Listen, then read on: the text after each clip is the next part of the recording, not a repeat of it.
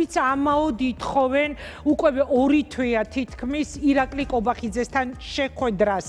ანა დოლიძე პარტია ხალხისთვის თავმჯდომარე გვერდება. დიდი მადლობა ანა რომ ხარ ჩვენი სტუმარი. აი არ ვიცი რამე სხვა თემა არსებობს თუ არა დღეს რომელზეც მე და თქვენ შეიძლება ვისაუბროთ ამ ეთერში თუ არა ეს უმძიმესი ამბავი თავის მხრივ თვითონ დაავადება უმძიმესი პროგრესირებადი რომელიც ხშირად ძალიან მძიმე დასასრულით მთავრდება ხოლმე და ამ ყველაფერს ამძიმებს ისიც რომ ორი თვეა ითხოვენ ეს ადამიანები რომ მათ დაელაპარაკოს მაგალითად ირაკლი კობახიძე. ოღონდ ირაკლი კობახიძის ადმინისტრაციასთან ჩააყენეს პოლიცია და არავის ესმის მათი ხმა.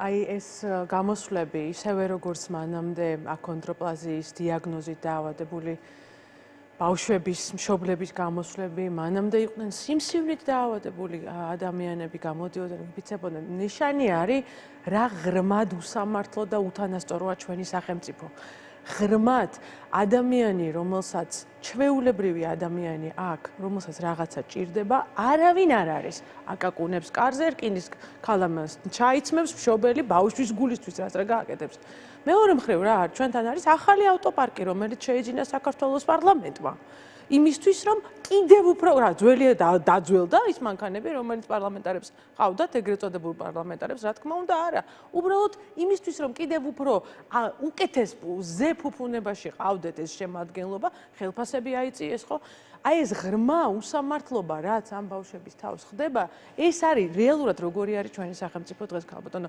ინგა ღრმა უსკული ერთი პატარა ჯგუფი აქეთ რომელიც აზის შენი სახელმწიფოს რესურსებს და კაფავს მიაქვს სახში, მიაქვს ოფშორულ ზონებში არ დაგვავიწყოს, საქართველოშიც არ იხარჯება ეს ფული და მეორე მხარეს საქართველოს მოქალაქეები. ის ადამიანები, რომელსაც რა ვიცი, ყველაფერზე წავლენ, დარწმუნებული ვარ, იმისთვის რომ ბავშვები გადაარჩინო. მნიშვნელოვანი რაღაც უნდა ვთქვა. ყველა მშობელი მიუხედავად იმისა, ბავშვი როგორ ყავს, იქ უნდა იყოს დღეს.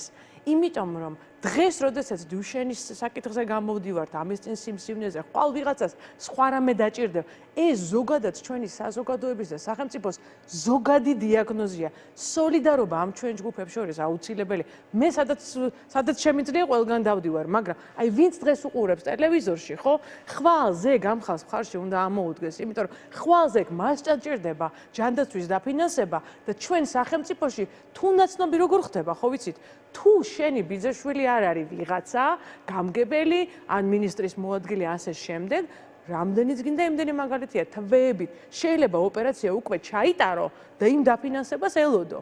ხო? ეს არის ის ფეოდალურ მათხოვრული სისტემა, რომელიც აქ შენდება. ხო და მან საინტერესო ისიც არის, ხო, თქვენ სწორი აქცენტი გააკეთეთ, ეს რეალობა ხშირ შემთხვევაში პოლიტიკურ კუთვნილებას, პოლიტიკურ სიმპათიას საერთოდ ვერ განასხვავებს. ჩვენ იქ ვნახეთ, მე ჩემთვის ძალიან შემაწუხებელი იყო ხუჩაბაც რეაქციაში კახაწიქარიშვილი საუბრობდა იმაზე, რომ ჯანდაცვის მინისტრთან შეხვედრაზეო მე თავი შევიკავე, არ მივედი იმიტომ რომ პროტესტში ვარ ჩართულიო და აი როგორც სახელმწიფოში ვცხოვრობთ, ანუ როცა შენ ზუსტად იცი რომ თუ შენ გაქვს განსხვავებული პოზიცია და თუ შენ ებრძვი ამ ხალხს, ვინც ქვეყანას მართავს, მაშინ შენ უკვე ხვდები რომ თუნდაც შვილის უმძიმესი დიაგნოზი გედოს წინ, მაინც იქნებ ჯობდეს თავი შეიკავო, იმიტომ რომ არ დაზარალდეს საერთო საქმე და მეორეს მხრივ იქ ვნახეთ ჩვენ ადამიანები, რომლებიც ამბობდნენ რომ მე ოცნების მხარდამჭერი ვიყავი და დღეს აქ მოვედი და პოლიცია დამიყენა წინ კობახიძემ და არ ესმის ჩემი თხოვნა რომ შემხვდეს და დამელაპარაკოს. ეს აჩვენებს იმას რომ ყველას შეიძლება მიადგეს სხვადასხვა ფორმით დაავადება იქნება ეს სამართალი იქნება თუ რეპრესია სხვადასხვა ფორმით გამოხატული. ან აი თქვენთანაც მინდა რომ დავსვა ასეთი კითხვა ძვირია წამალი ჩვენ ეს გვესმოდა როდესაც 2 წლის წინ აქონდროპლაზიის დიაგნოზის მქონე ბავშვების მშობლების ძალიან მძიმე აქციებს ხედავდი და წვიმა და ქარი იყო და მათ იმის საშუალებასაც არ აძლევდნენ რომ იქ ცელოფნით დაეცვა თავი წვიმისგან მაგრამ მე აღმოჩნდა რომ შედეგიანი ყოფილა წამალი რომელსაც ითხოვდნენ მშობლები. აი ეხლა შესაძლებელია აქ რომ დისკუსია გქონდეს თქვენთვისაც ეთქვა ვინმეს, რომ იცით რა ძალიან ძვირია ეს წამალი. აი, საიდან უნდა მოიტანოს ამ დროს ფული? პრიორიტეტების საკითხი დგება ხო დღის წესრიგში? საქმე იმაშია, კითხვა უნდა დაისვას. რა არის მთავარი ჩვენს სახელმწიფოში? და ჩვენ ბიუჯეტს რომ თვალი გადაავლოთ, უცებ მივხვდებით, რომ ჩვენი მოქალაქეები კი არ არიან აქ მთავარი. მთავარი არის იმ პატარა კორუმპირებული ჯგუფის შენარჩუნება და ის ჯგუფიც სანამ შესაძლებლობა არის, ხო იცით როგორ არის? აქ რო იყოს სტაბილური ავტორიტარიზმი, ეგ დიდხნიანი იქნებოდა. მაგრამ როდესაც აი ყოველთვის რაღაცა რყევებია და მიმდინარეობს, ხო წინააღმდეგობა, ეს ადამიანები ყოველთვის ეს ნაჩვენებია, უფრო არიან ჩასულები, რომ სწრაფად გაკეთდეს ფული. მაგალითი მინდა მოგიყვანოთ. მსოფლიო ვეტერინარის დღეს აპირებს რომ აღნიშნოს სურსათის სუვნებლობის სამსახური თურმე და დაახლოებით 200,000 ლარი უნდა გადაიხადონ, 3 დღე უნდა იზეიმონ გაატარონ სასტუმრო პარაგრაფში. ბიძინა ივანიშვილის სასტუმრო პარაგრაფში. ასევე მეორე ნახევარი კიდევ რამდენიმე 100,000 ლარი საპროტოკოლო ღონისძიებებში უნდა გაატანონ და მოიყვანოს უნდა პროტოკოლმა სამარშრუტო ტაქსებით და წაიყვანოს ხალხი შესაბამისად დასავლეთ საქართველოში. აი ჩემი აზრით ეს ერთი მაგალითია პარაგრაფში გასროლილი 200,000 ლარი, ერთი პატარა მაგალითია ავტოპარკთან ერთად. ანუ ჩვენ რომ რაც აუცილებლად გასაკეთებელია, მე ვიცი რომ ამაზე ყველა თანხმდება. არ არსებობს, არ ამგონია ვინმე რომ თქვას რომ ჩვენ ხა ის მანქანების პარკი რომელიც აქვს ჩვენს ჩინოვნიკობას უნდა შევინარჩუნოთ. ჯერ მარტო აქედან, აი იმ სამანქანო პარკიდან რომელიც ემსახურება ჩვენ ჩინოვნიკებს, მათ შორის საკრებულოებს, ხო, რომლებიც თვეში ერთხელ აქვს წვდომა და უმეტესობა მათგანს უმეტესობას მანქანები ეკუთვნის. ამათ აქ ჩასხმული ბენზინი, აქ რემონტის ხარჯი, ეს არის მილიონობით გაერში გასროლილი ლარი. ეხლა გადავიდეთ იმაზე, ჩვენი ჩინოვნიკების შენახვა რა გვიჯდება იმ ხალხისა, რომელიც აი აწარმოეს საქართველოს ეკეთყვით. ეხლა გამოაქვეყნეს ინფორმაცია, რომ სოფლიოს უდიდესი გიგანტი ყავის კაფეების ქსელი შემოდის საქართველოში. ვინ? რატო აქვეყნებს ამ ინფორმაციას? აწარმოეს საქართველო, რომლის მთავარი ამოცანა არის და რომელსაც ვერასრულებს საქართველოში სამუშაო ადგილების შექმნა. ადრე რაღაცებს კიდევ აფხურობდნენ. ამ ბოლო დროს იქ ხალხი აღარ დარჩა ან პროექტის გამკეთებელი, ან კარგი იდეის განმახორციელებელი. აი ჩემი ნება რო იყოს, მივადგებოდი და სულ აი ქირურგიული სკალპელით უნდა წაართვა სახელმწიფოს აი ასეთ ჩინოვნიკებს რესურსი და უნდა მისცე ხალხს. ანუ ჩვენი ნახეთ პრობლემა რა არის? ჩვენ გვაჯერებენ რომ ჩვენ ღარიბი ქვეყანა ვართ. როგორ ახარ ღარიბი ქვეყანა? აგერ დმანისია რა, კარგი მაგალითი. აგერ არის RMG. ქაფავს მე და თქვენ ოქროს და გამოიხედავ და ჩაქცეული უბედური უღარიბესი რაიონი არის დმანისი. უმდიდრესი საერთაშორისო კორპორაციით, რომელსაც საქართველოსთან გააქვს ოქრო. ღარიბები ვართ? არა ვართ ღარიბები. უბრალოდ ჩვენი რესურსი აი ასეთი ბავშვებიდან, ხო?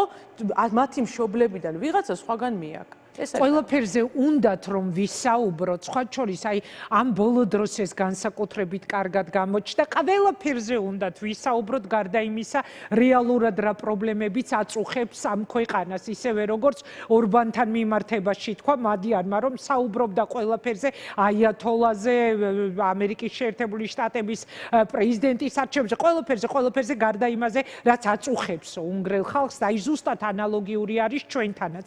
სინამდვილეში მათივე პრესკონფერენციებიდან ვიგებთ, რომ სოციალურად დაუცველებზე ფულს ტეხავენ, საბავშვო ბაღებზე ფულს აკეთებენ, ჯარისკაცებზე ფულს აკეთებენ, მერე ციხეში მიდიან, მერე გირაოს იხდიან, გირაოთი უშვებენ და აი ამ რეალობაში გვაცხოვრებენ და ამ დროს ჩვენი მოსახლეობა უბრალოდ დრო აღარ რჩება, რომ დაფიქრდეს და იფიქროს იმაზე, სინამდვილეში რა არის მისი მთავარი გამოწვევა, ხო?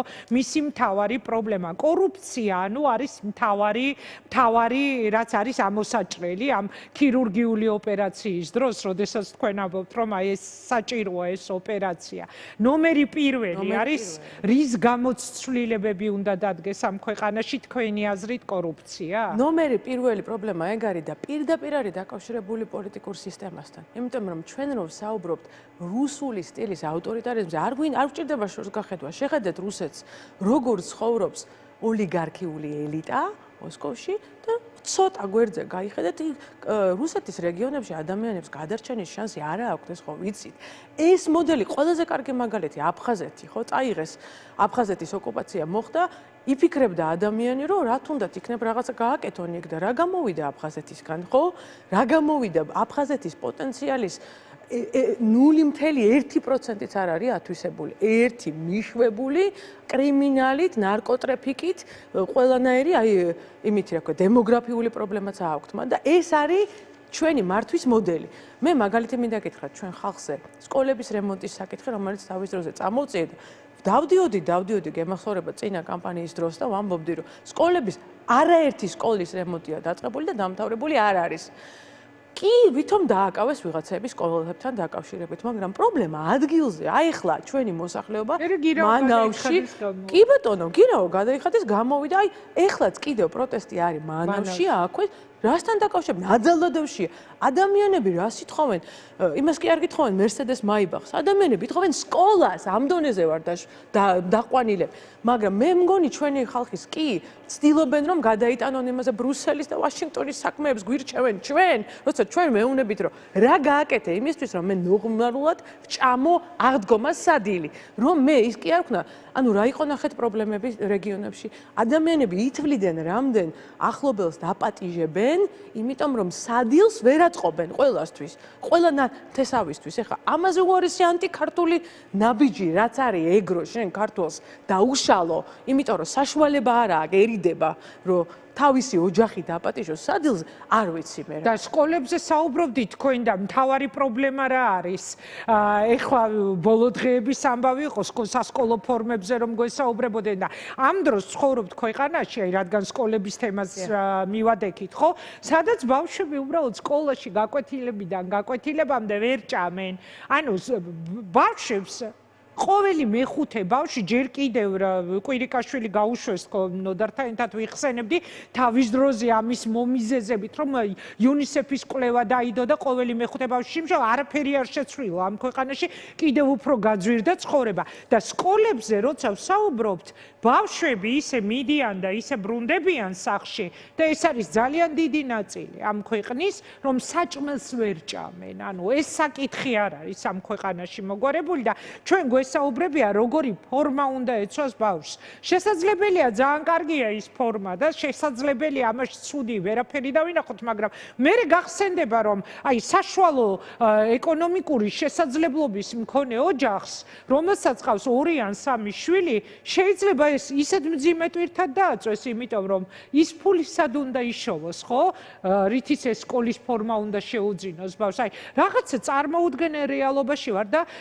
ისინი ჩვენ გველაპარაკებიან თემებზე რომელიც თითქოს საერთოდ არ გვეხება ხო ეხლა ეს ხო გასაგებია ისევე როგორც ამ 6 წლიანი მანქანების შემოყვანის საკითხი ისევე როგორც უსერიოზულესი მაფია რომელიც არის ტარების ნებართვებთან დაკავშირებით მე ახლა ამას ვარკვევ იქ რამ ხელა მაფია და ყოველ წელს რამდენი მილიონი ამოდის იმიტომ რომ ისე არის ტესტები გაკეთებული რომ ადამიანები 5-ჯერ 6-ჯერ ვერაბარებენ და ყოველჯერ სკოლას ახლიდან გადიან ეს თემაც რა თქმა უნდა უკავშირდება ვიღაცის ფულის კეთების მცდელობას რა თქმა უნდა თორე ქვეყანაში სადაც სიღარიბის თემა არ არის ხო იქ ფორმის საკითხი არ დგება შენ ადექი და მომიგვარე მის თემა რომ ადამიანს კონდეს საკმარისი ყველაზე ერთ-ერთი ყველაზე დიდი წარმატებული ბიზნესი დღეს საქართველოში არის მეორადი ტანსაცმლის ეს არის დამახასიათებელი რა ქვეყანაშია შენი რა მდგომარეობაშია შენი ქვეყანა არა იმიტომ როგორც საფრანგეთში და შვეიცარიაში ახლა ხშირად დავდივარ ლექციებზე არა იმიტომ რომ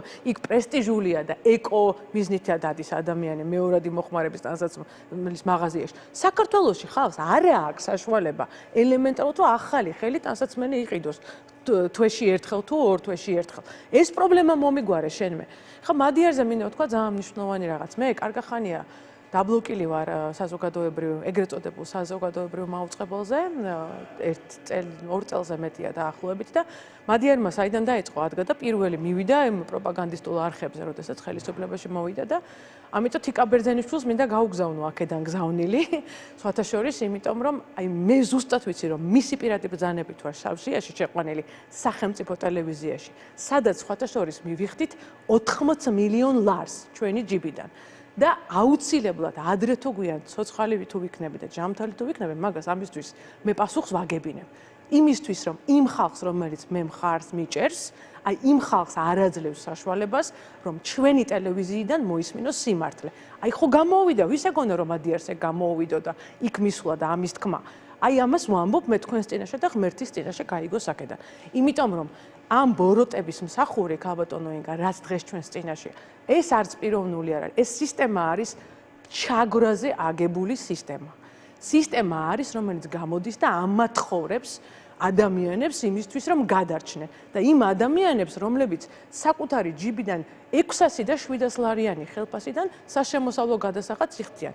იცით, ჩვენმა ხალხმა არ იცის, რომ ევროპაშიც და ამერიკაშიც ადამიანები, რომელსაც აქვთ დაბალი ხელფასი, $12,000-ზე ნაკლები ხელფასი თუ გაქვს, შენ საშემოსავლოს არ იხდი. ჩვენ ქვეყანაში იმდენად ცუდი და უსამართლო საგადასახადო სისტემაა, რომ დამლაგებელიც კი იხდის საშემოსავლო გადასახადს. და მე იმას წამალი რო ჭირდება, საცხოვრისი რო ჭირდება, გზა რო ჭირდება, ნორმალური გამოდის და ემათხოვრება რომელიღაცა ფეოდალს და რომელიღაც გამგებელს. ეს არის ჩაგვრელი ბოროტის სისტემა.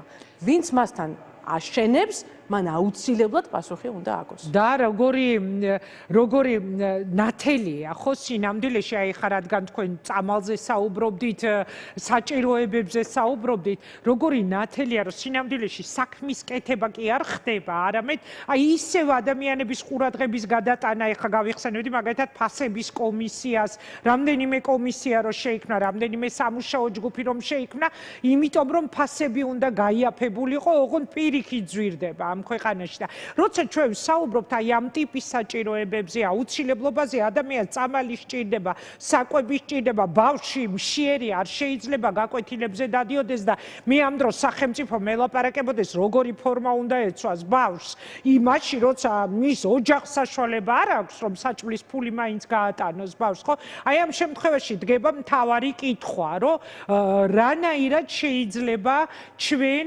ამ ხალხს ვუთხრათ, ვისაც ჯერ კიდევ არ უნდა ამის დანახვა, ან ვერ ბედავს ხმის ამოღებას, რომ ეს ძალა, პოლიტიკური ძალა, რომელიც მე-14 წელია მართავს ამ ქვეყანას მხოლოდ და მხოლოდ პროპაგანდით, არის გასაშვები. აი ამ შემთხვევაში თქვენ რას ეტყოდით დღეს მათ?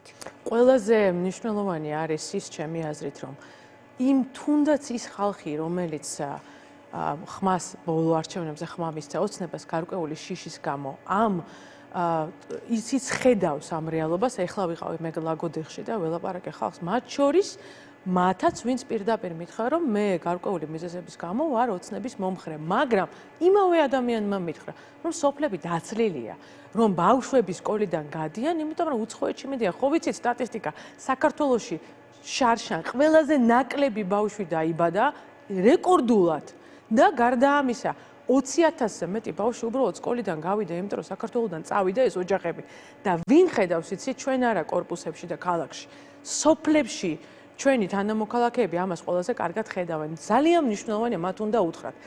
ყველა აი ამბობენ ამას წინათაც მითხრეს, რომ ძალიან კარგი გამგებელია სადღაც ადგილზე, ხო? ყველა ადამიანი ვინც არის სუფთა პატრიოტი ადამიანი, სადაც არ მუშაობდა ის სუფთა, მას არ აქვს დანაშაული ჩადენილი.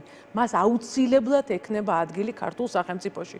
ჩვენ ცოტანი ვართ, ჩვენ არ შეიძლება დავტოვოთ ვიღაცეები გვერდზე, იმიტომ რომ იმაში იყავი, ან იმ პარტიაში იყავ. ეს არ შეიძლება. ჩვენ უნდა უთხრათ, რომ ხალხნო, ჩვენ მე ვიცი, რომ მათი უმეტესობა არიან პატრიოტები, არიან როგორც ვიტყვით, ჯიგრები და მათ აქვთ ადგილი ქართულ სახელმწიფოში იმ ხალხს, რომელიც არის სუფთა. დროზე უნდა გაიაზრონ, რომ ამათთან თანამონაწილეობა ჯერ ერთ-ერთი ეს ამბავი მთავრდება, ეს ამბავი დამთავრდება. აგერ ხო ხედავთ, იმას რა მოუვიდა, უნგრეთს რა მოუვიდა, ბოლო წუთამდე ამბობდნენ, რომ რაღაცას გააკეთებს, რუსეთი რაღაცას გააკეთებს. ხო ხედავთ, როდესაც ხალხი მოტივირებულია და შესაბამისი პირობები ჯდება, ეს ამბავი დასრულდება. უნდა დასრულდეს, ოღონდ ჩვენთვის საუკეთესო კარტებით უნდა დასრულდეს მშვიდობიანად, უნდა დასრულდეს წყობაში, უნდა გადმოგეცეს ხალხს ძალაუფლება და ვინც დააშავა, იმან უნდა აგოს პასუხი. ორბანისგან განსხვავებით მადლობით ბიძინა ივანიშვილს ეთყობა რამე რომ ძალაუფლებას დათმობს, თუნდაც იყოს უდიდესი უმრავლესობა ამომრჩევლისა მისული არჩევნებზე. თქვენ ასეთი შთაბეჭდილება გააქვთ? მე მახსოვს ის კადრები, არაერთი კადრები, მათ შორის კადრები ედუარდ შევარდნაძის, რომელიც ასევე პატარა ბავშვი ვიყავი მაშინ და ასევე არსაწასვლას არ აპირებდა. არავინ არსაწასვლას არ აპირებს, იმიტომ რომ უსაფრთხოების სამსახურები ეუბნებიან, რომ ყველაფერი კარგად არის, შენ ყველაფერს აკონტროლებ, ყველას უყვარ ხარ და ასე შემდეგ. ეს არის ჯგუფური აზროვნება, ეს არის ფსიქოლოგიური ტერმინი, რომელიც მკვიდრდება ხოლმე აი ამ ავტორიტარების გარშემო. ამიტომ მათ ბოლო დღემდე არ ჯერათ, რომ ხელისუფლება გადასაბარებელია, მაგრამ ადრე თუ გვიან, მაგრამ მე ვფიქრობ, არც თუ ისე გვიან, ეს მომენტი შესაბამისი პირობების შემთხვევაში საქართველოში აუცილებლად დადგება. თუ ავიღებთ ტუნისის შემთხვევას, მაგალითად, როდესაც არაბული გაზაფხული დაიწყო, არავის არ ეგონა, რომ ტუნისის მართველი მაშინ სადმე წავიდოდა. ერთ დღეს მოხდა ყველაფერი. ხო ხდებით? მე არ მინდა არავის დაუთესოთ პარანოია, რომ აი კიდე გვაკონტროლონ, რაღა უნდა გვაკონტროლონ, ყველაფერს აკონტროლებენ, ტროტუარებს აკონტროლებენ, რისი დაშავება შეეძლოთ? ყველგან შემოვიდნენ, სახლში შემოვიდნენ, გარაჟებში შემოვიდნენ. აქ საუბარია იმაზე, რომ ამ უკმაყოფილებას, ამ ბრაზს, რომელიც ხალხს აქ და რომელიც შიშიდან ეუბნება მათ, რომ შენ ხარ ჩემი ისა, რა ქვია, არქიფო, ხო? ამას მაინც ვერ გააკონტროლებ, ეს გამორიცხულია. ამას მსოფლიო ისტორია გვიჩვენებს და ჯობია წყნარი, დაგეგმილი გარდაქმნა. მადლობა ანა, მადლობა რომ იყავით ჩვენი სტუმარი, რამის დამატება ხომ არ არა, უგმესმადლობა. ჩვენი საუბრისთვის ანა დოლიძეს დავემშვიდობები, მე რეკლამაზე გავალ, რეკლამის შემდეგ უკვე აქციიდან გვექნება ჩართვა სწორედ იმ მშობლების, რომლებიც საკუთარი შვილების სიცოცხლისთვის აუცილებელი წამლის შესაძენად ითხოვენ ირაკლი კობახიძესთან შეხვედრას, თითქმის 2 თვეა, თუმცა ითხოვენ ამაოდ.